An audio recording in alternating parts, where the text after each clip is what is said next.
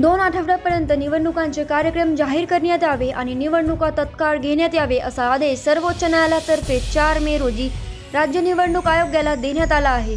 तसेच राज्यातील स्थानिक स्वराज्य संस्थेच्या निवडणुका म्हणजेच महापालिका, जिल्हा परिषद, पंचायत समितीच्या निवडणुका घेण्याचा मार्ग आता मोकळा झाला असून जुन्या प्रभाग रचनेनुसारच निवडणुका घेण्यात यावे असे कोर्टाने सांगितले आहे।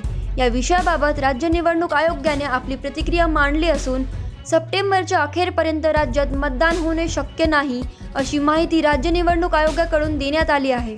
राज्यात पावसाळ्यामध्ये निवडणुका होणे शक्य नाही कारण निवडणुकांची अन्य कामे छताखाली होतात, परंतु पावसाळ्यात मतदान प्रतिक्रिया घेऊ शकत नाही आणि राज्यात जून-जुलैमध्ये मोठ्या प्रमाणात पाऊस असतो। तसेच मुंबई येथे अनेक ठिकाणी पाणी सुद्धा तुंबते। तसेच कोकण आणि पश्चिम महाराष्ट्रात अतिवृष्टी होत असते। त्यामुळे अशा परिस्थितीत निवडणुका घेणे शक्य नाही आणि तसेच सप्टेंबर अखेरपर्यंत देखील निवडणुका घेणे शक्य होणार नाही अशी माहिती राज्य निवडणूक आयोगाचे सचिव किरण कुरुंदकर यांच्यातर्फे देण्यात आली आहे।